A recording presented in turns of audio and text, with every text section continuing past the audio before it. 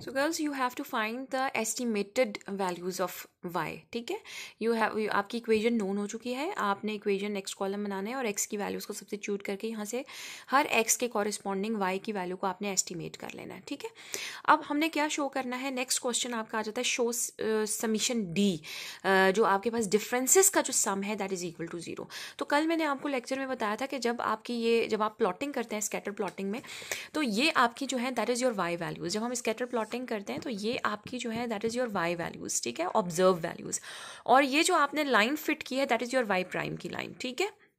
ये वाली आपकी जो y प्राइम है, ये जब आप सब्स्टिट्यूट करेंगे, प्लॉटिंग करेंगे, पहले आपने प्लॉटिंग की है एक्स वाई ऑर्डर्ड पेयर की, और फिर जो लाइन के लिए प्लॉटिंग की है ये आपने प्लॉटिंग की है एक्स और y प्राइम के पॉइंट्स की, ठीक है। ऑर्डर्ड पेयर एक्स और y प्राइम का बना है, तो ये वाली लाइन आपके पास आई है और ये आपके y पॉइंट्स हैं। अब मैंने आपको कल भी बताया था कि कुछ डिफरेंसेस आपके पॉजिटिव हैं और कुछ डिफरेंसेस आपके नेगेटिव हैं। ये D1 D2 ये नेगेटिव पॉजिटिव है आपके, तो ये इन अ लॉन्ग रन एक दूसरे को कैंसिल आउट कर देते हैं। तो ये हमने शो करना है कि y minus y prime observe values का एस्टिमेटेड वैल्यूज से जो डिफरेंस है that equals in the long run, that balance out in the long run, और वो हमारा सम होके 0 हो जाता है। तो हमने जो y प्राइम एस्टिमेट किया, y में से y प्राइम की वैल्यू को डिफरेंस लेना है और इस कॉलम में आपने लिखना है, ठीक है।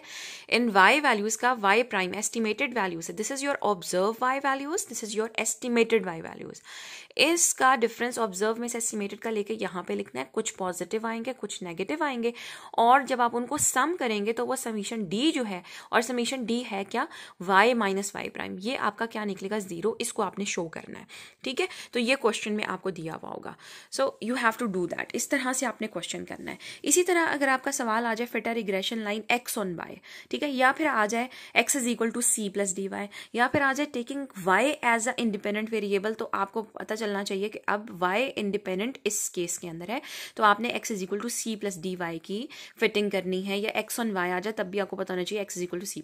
अब ये दो नॉर्मल इक्वेशन बनेगी, जैसे इसमें आपकी ऊपर वाली ये दो नॉर्मल इक्वेशन, अब आपने इसमें सम्स डालने हैं, समीशन x n वही 4 है, समीशन y डाल दें, समीशन y स्क्वायर डाल दें, समीशन xy डाल दें, ये सारे सम्स आप दोनों इक्वेशन में डालेंगे और फिर उसी तरीके से सिंप्लीफाई करेंगे। आप c को कैंसिल आउट करेंगे, ऊपर नीचे रख के सब्ट्रैक्ट करके d की वैल्यू निकालेंगे, फिर d की वैल्यू को किसी भी एक इक्वेशन में डाल के वहां से c निकाल लेंगे। जब आपका d और c नोन हो जाएगा तो आप वापस इस इक्वेशन के अंदर सब्स्टिट्यूट करेंगे c की वैल्यू और d की वैल्यू, तो वो रिग्रेशन लाइन आपकी फिट हो जाएगी, लीस्ट स्क्वायर लाइन या रिग्रेशन लाइन फिट हो जाएगी। फिर उसी तरीके से अगर वो कहे कि आपने x को एस्टिमेट करना है, जैसे वो यहाँ y एस्टिमेट करने के लिए कह रहा था, तो आप क्या करेंगे, आप उसी तरीके से यहाँ पे x prime is equal to जो भी इक्वेशन होगी उसकी वैल्यू को यहाँ पे लिखेंगे x प्राइम करके, और फिर y की वैल्यू, क्योंकि जाहिर सी बात c प्लस डी वाई बनेगा, यहाँ पे y आ रहा होगा, यहाँ पे x प्राइम आ रहा होगा, तो फिर अब आप y की वैल्यूज को जो है वो सब्स्टिट्यूट करेंगे इसके अंदर और उसके कॉरिस्पॉन्डिंग x प्राइम निकालेंगे, ठीक है। यहाँ पे क्या निकलेगा, फिर x प्राइम का कॉलम निकलेगा, यहाँ x होगा और यहाँ आपका x प्राइम का कॉलम जो है वो जनरेट होगा। और फिर अगर वो कहे कि शो करें कि d जो है वो उसका सम जो है वो 0 है, तो उस सूरत में आप अब y माइनस वाई प्राइम नहीं बल्कि x माइनस x प्राइम का कॉलम जो है वो आप जनरेट करेंगे और शो करेंगे कि जो समीशन डी वाई या समीशन जो है x माइनस x प्राइम जो है आपके पास, x माइनस x प्राइम ये आपके पास क्या आ रहा है, that comes out to be 0, ठीक है। तो अगर आप एग्जाम्पल्स देखें यहाँ पे, तो ये जो एग्जाम्पल है आपकी fit least square regression line y is equal to a plus b x, ये आपके पास डेटा मौजूद है, यही मैंने आपको करवाया। Find the estimated y values y prime, तो हमने उसी तरीके से ये देखें दो इक्वेशंस फाइंड आउट की, सारे सम्स हमने इसमें डाले, फिर इनको साइमल्टेनियस उसने सॉल्व किया। यहाँ पे उसने आपको सॉल्व करके नहीं दिखाया, you can do it your self. और a की वैल्यू 0.9 और b 1.7, तो इक्वेशन लीस्ट स्क्वायर लाइन की क्या बन जाएगी, that is y is equal to 0.9 plus 1.7x। फिर उसके बाद y प्राइम हमने जनरेट किया, ठीक है। कैसे जनरेट होगा, हमने x की वैल्यू को यहाँ डालते गए हैं और उसके कॉरिस्पॉन्डिंग y प्राइम और फिर d का column y minus y prime करके निकाल लिया। Is it clear? सो अभी मैं नॉर्मल इक्वेशन से फिटिंग आपको बता रही हूँ। फिर देखिए 6.3 है, fit a least square regression line to the following data taking x as a independent variable. यहाँ पे x को इंडिपेंडेंट वेरिएबल कह रहा है, तो किस में इंडिपेंडेंट है, y is equal to a plus b x में इंडिपेंडेंट है। तो पहले पार्ट में आपने y is equal to a plus b x की फिटिंग करनी है, और सेकेंड पार्ट में y एज इंडिपेंडेंट वेरिएबल, तो y इंडिपेंडेंट किस में होता है, x is equal to c plus d y, ठीक है। तो पहले पार्ट में आप देखें वो दो normal equation y on x वाली ले रहा है, ठीक है। y is equal to a plus b x की फिटिंग की है, नॉर्मल इक्वेशंस 2 आ गई हैं आपके पास। ठीक है, आपने इस डाटा से सारे सम्स जो हैं वो फाइंड आउट कर लिए। ये देखें सारे सम्स निकाल लिए, उनको दोनों नॉर्मल इक्वेशन। अभी ये फार्मूलाज आप छोड़ दें, फार्मूला मैं भी आपको इसके बाद बताऊंगी। अभी आपने सिर्फ इक्वेशंस के साथ काम करना है, दोनों नॉर्मल इक्वेशन। ये 2 नॉर्मल इक्वेशंस हैं, उससे भी आंसर वही आता है। ये 2 नॉर्मल इक्वेशन है, और जब उन्होंने नॉर्मल इक्वेशंस को साइमल्टेनियसली सॉल्व किया तो आपके ए की वैल्यू 1.014 और बी की वैल्यू 0.609 आती है। ठीक है, तो आप देखें ये उसने क्या कहा कि ए और बी के फार्मूलाज को यूज़ करते हुए भी आप सेम वैल्यूज जो हम फाइंड आउट कर सकते हैं, तो दोनों से सेम निकल। लेकिन बहरहाल आप स्किप करें अभी इस वैल्यू को, इस वाले फार्मूलाज को, अभी मैं आपको नेक्स्ट उसमें बताऊंगी। फिलहाल आप इसकी प्रैक्टिस करें। दोनों इक्वेशंस को सॉल्व किया और ए की वैल्यू और बी की वैल्यू निकाली। ये इक्वेशन आपकी नोन हो गई, y is equal to 1.014 plus 0.609x। फिर x को डिपेंडेंट लेना है, तो x is equal to c plus d y की फिटिंग हो गई। ये 2 नॉर्मल इक्वेशन सब्स्टिट्यूट किया, स्किप दैट वन, फार्मूलाज से नहीं करना, साइमल्टेनियस इक्वेशन को सॉल्व करना है। ठीक है, फिर उसके बाद सी और डी, और ये इक्वेशन आपकी नोन हो गई। तो इसमें उसने कुछ भी नहीं कहा था आपको कि आप एस्टिमेट करें वाई को या शो करें समीशन डी जो है वो 0 आ रहा है। जस्ट से आप फिट करें रिग्रेशन इक्वेशन या least square line of regression.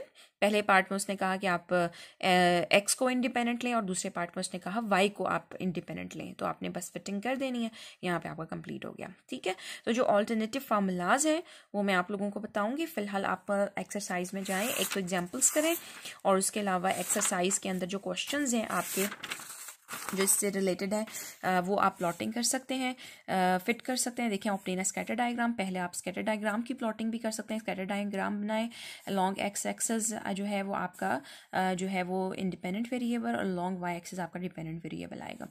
ये एक्स और वाई के ऑर्डर्ड पेयर को प्लॉट कर दें, और उसके बाद लीस्ट स्क्वायर लाइन इस डाटा पे फिट कर दें। y is equal to a plus b x. इसके अंदर भी आपने least square line y is equal to a plus b x fit करनी है। बी पार्ट में देखें कि उसने क्या कहा है, आपने एस्टिमेटेड वैल्यूज को निकालना है। इसका मतलब है आपने ये वाला काम करना है। यहाँ पे y प्राइम का कॉलम जनरेट आप करेंगे। ठीक है, और तमाम x की वैल्यूज के लिए डेफिनेटली हर x की वैल्यू को आप डालेंगे तो उसकी कॉरेस्पॉन्डिंग y प्राइम जनरेट होगा, और फिर डेविएशंस आप निकालें y माइनस वाई प्राइम की, और शो करें कि वो समीशन d0 है। तो यू कैन डू दैट। 6.2 जो है ये आप लोग कर सकते हैं। और फिर उसके बाद 6.3 है, ये भी आपके पास गिवन है। Fit the line y is equal to a plus b x by the least square method and estimate y for x is equal to 6। और पहले आपने y is equal to a plus b x की fitting करनी है। अच्छा, जिस तरह ये आपकी फिटिंग हुई थी, अब इस क्वेश्चन में वो क्या कह रहा है कि आपने सारी नहीं निकालनी, बल्कि you have to find the estimated value of y for only x is equal to 6। तो हम क्या करेंगे कि ये इक्वेशन आपकी जैसे आपकी नोन होगी, फिलहाल मेरे पास ये है कि मैं कहूँ कि x की वैल्यू 6 पे आप इसको एस्टिमेट करें, तो आप क्या करेंगे कि यहाँ पे x की वैल्यू को 6 डाल देंगे और y की वैल्यू को आप एस्टिमेट कर लेंगे। Very simple. ठीक है, इसी तरीके से फिर हम क्या करेंगे, x is equal to c plus d y की फिटिंग करेंगे, और फिर उसके बाद x की वैल्यू को उस जो है वो आप इसमें भी एस्टिमेट कर सकते हैं y। ठीक है, फॉर अब यहाँ पे 6 जब इक्वेशन नोन हो जाएगी तो यहाँ पे 6 डाल देंगे x की जगह, और y को इस इक्वेशन से एस्टिमेट कर लेंगे। और फिर आपने बताना है कि दोनों एस्टिमेटेड वैल्यू में से यहाँ से जो y एस्टिमेट होकर आ रहा है और जो यहाँ से y एस्टिमेट होकर आ रहा है, दोनों की एस्टिमेटेड वैल्यूज में क्या डिफरेंस है। ठीक है, तो ये आपने एक्सरसाइज के जो क्वेश्चंस हैं इनको अटेम्प्ट करना है। ठीक है, ये देखें ये क्वेश्चन है आपका, compute the regression line y on x and x on y। ये भी आप दोनों निकाल सकते हैं, y ऑन x भी निकाल सकते हैं, y is equal to a plus b x, और x on y x is equal to c plus d y. ये आपने निकालना है। ठीक है, और पहला पार्ट आप लोग इसका अटेम्प्ट कर सकते हैं। ठीक है, फिर उसके बाद fit the lines of regression. Lines का वर्ड जब आ जाता है इट मीन्स कि वो y ऑन x भी कह रहा है और x ऑन y भी कह रहा है। ठीक है, lines of regression between the ages of husbands and ages of wives. तो कोई चीज़ उसने कहा लाइंस, इसका मतलब है आपने दोनों लाइंस फिट करनी है। ठीक है, फिर इसी तरीके से यहाँ पे देखें, given the following data amount of fertilizers and the yield of wheat, find the regression line y on x। तो y is equal to a plus b x and estimate the wheat yield when 13 pounds of fertilizer is used. तो हमने देखें यहाँ पे amount of fertilizer को x लिया है और यील्ड ऑफ वीट को हमने y लिया है। अब हम एस्टिमेट करना चाह रहे हैं वीट की यील्ड को, तो हम किसको एस्टिमेट करना चाह रहे हैं, हम वाई को एस्टिमेट करना चाह रहे हैं ना। तो जो पहले पार्ट में वाई is equal to a plus b x निकला है, उसी इक्वेशन का इस्तेमाल करेंगे। और 13 पाउंड्स ऑफ फर्टिलाइजर आपका यूज हुआ है, तो फर्टिलाइजर एक्स है, तो एक्स की वैल्यू मीन्स 13 है। आपने एक्स की वैल्यू को 13 डाल देना जो इक्वेशन यहाँ से निकलेगी, और वहां से आपने वाई को जो है वो एस्टिमेट कर लेना है। तो ये क्वेश्चन भी आपका सिंप्लीफाई हो जाएगा। तो यहाँ तक 6.6 तक आपके क्वेश्चन जो है वो सिंप्लीफाई हो सकते हैं, इसमें कोई ऐसा प्रॉब्लम नहीं है। ऑल्टरनेटिव फार्मूलाज जो है वो मैं इंशाल्लाह आपको नेक्स्ट जो है वो लेक्चर में बताऊंगी। बहरहाल आपने इसकी जो है वो प्रैक्टिस करनी है, और मैं अभी आप लोगों को असाइनमेंट भी जो है बल्कि आपके उसमें शेयर करती हूँ गूगल क्लास के अंदर, and you have to submit it. आपने उसको सबमिट करनी है। आपके असाइनमेंट्स के, आपके अटेंडेंस के और आपके टेस्ट के मार्क्स हैं सबके, जो कि आपके आगे जो आपका एडमिशन फॉरवर्ड होना उसके लिए बहुत ज़रूरी है। सो आप लोग इसकी प्रैक्टिस करें।